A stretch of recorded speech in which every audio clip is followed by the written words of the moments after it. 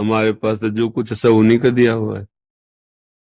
काशी विश्वनाथ हमारे आराध्य देव संन्यास मार्ग में थे, जो कुछ है सब उन्हीं भगवान शिव का ही तो दिया हुआ है। जा पर कृपा न करें पुरारी, सो न पाओ मुनि भगत हमारी। भगवान शिव की कृपा से ही प्रभु से प्रेम होता है, प्रभु के मार्ग में आगे बढ़ा जाता है। नरसिंह मेहता जी को भगवान शंकर ने ही रास में प्रवेश कराया। आज तक कोई ऐसा महान नहीं हुआ जिस पर भगवान शंकर की कृपा ना हुई हो, वो महान बन ऐसा भगवान शंकर की कृपा से जो भी, क्योंकि परम वैष्णवाचार्य हैं, उनके जैसा कोई भगवत प्रेमी और कौन हो सकता है। चरणामृत निरंतर धारण किए रहते। गंगा जी कौन है? हरि चरणामृत है ना। गांगम वारि मनोहारि मुरारि चरणच्युतम त्रिपुरारि शिरश्चारि। भगवान शंकर अपनी दृष्टि से भी गंगा जी को रोक सकते थे। जब गंगा जी प्रसन्न हुई भागीरथ जी ने, तो उनका ऐसे चलूंगी तो सीधे रसातल पहुंच जाऊंगी, बीच में मुझे रोकने वाला कोई चाहिए। तो उन्होंने भगवान शंकर की आराधना की। भगवान शंकर, भगवान ऐसे भी रोक सकते थे गंगा जी को, और ऐसे जटाएं खोल दी कि भगवान का चरणामृत है, आप बांध लिया। जटा कटा संभ्रमम भ्रमण निलंप निर्जरी विलोलवि चिवल्लरी विराजमान मूर्धन। भूल गई कहां से निकलूं, जटा में विचार किया था कैसे रोकेंगे महादेव, क्योंकि बड़े वेग से आ रही थी ना गंगा। जटा रूपी कटाह में गंगा जी भूल गई, जटा रूपी ऐसे भ्रमित हो। एक जटा खोली, 3 स्वरूप प्रकट हुए, अलकनंदा, मंदाकिनी और भागीरथी जी ने कहा।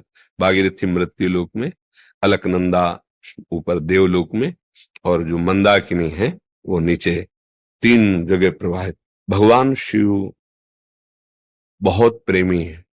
वो जब अपने जन पर कृपा करते हैं तो हरि भक्ति प्रदान। भगवान श्री राम जी अपनी अयोध्या में बैठकर एक बार बहुत करुणा करके नगर वासियों से कहा कि मैं हाथ जोड़कर सबसे कहता हूं, मेरी बात को समझ लो। औरौ एक गुपुत मत, सवई कहो कर जोर, शंकर भजन बिना नर, भगति न पावे मोर। भगवान श्री कृष्ण, भगवान श्री राम वही है, कोई दूसरे थोड़ी ना। कह रहे बिना भगवान शंकर की भजन वृत्ति के कोई मेरा प्रेम, मेरी भक्ति नहीं प्राप्त। शिवद्रोही मम दास कहावा, सो नर मोहि सपने नहीं भावा। तो इसमें तो कोई आश्चर्य या प्रश्न बनना ही नहीं है। भगवान शंकर को जब हम ऐसे करके पूछ सकते हैं, अपने अंगूठे को लिंगाकार करके हम जल चढ़ा सकते हैं पूजन कर, या बालू का ऐसे बना सकते हैं, तो किसी को भी हम शिव मानकर पूजा करें तो उसमें हमारी भावना थोड़ी बिगड़ जाएगी। वस्तुतः भावना पुष्ट ही होगी, क्योंकि सब में वही शिव तत्व विराजमान है। चाहे उसे भगवान कहो, चाहे उसे हरि कहो, चाहे शिव कहो, नाम अलग है, रूप विविध है, तत्व एक है। समझ पा रहे आप? एक बार श्री एकनाथ जी महाराज, महाराष्ट्र के बहुत बड़े संत हैं, बड़ी महिमा गाई गई रामेश्वर जी की। अगर गंगोत्री से लाके और रामेश्वर जी में चढ़ावे तो सीधे परम धाम का वो अधिकारी हो जाता है। प्राय भक्त लोग ऐसा करते हैं, तो वो भी भक्त मंडली के साथ महाराष्ट्र से गंगा जल लाकर रामेश्वर जी चढ़ाने जा। रामेश्वर जी के नजदीक ही पहुंच गए थे तो देखा एक पशु गधा ऐसे जबान निकाले तड़प रहा है। दिखाई दे रहा था कि प्यास से ऐसा नजदीक गए, तो सबने रोका भी, उनकी भावना समझ गए।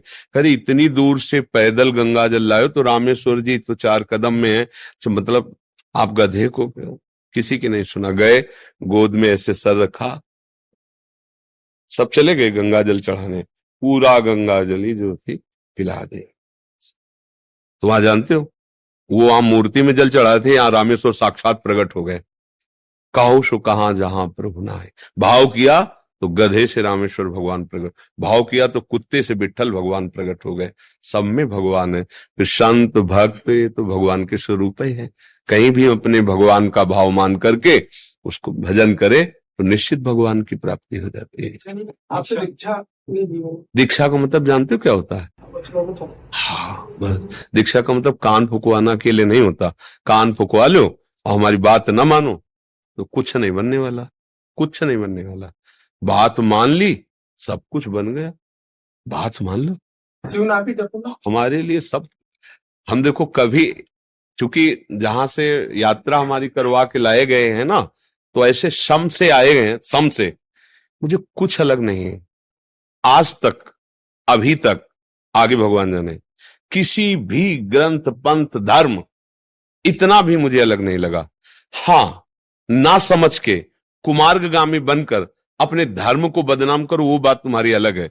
लेकिन महापुरुषों के, किसी भी संप्रदाय के, किसी भी धर्म के, ऊंची कोटि के महापुरुषों के जो वचन है, आप उनको पढ़ के देखो, एक मिलेंगे, एक।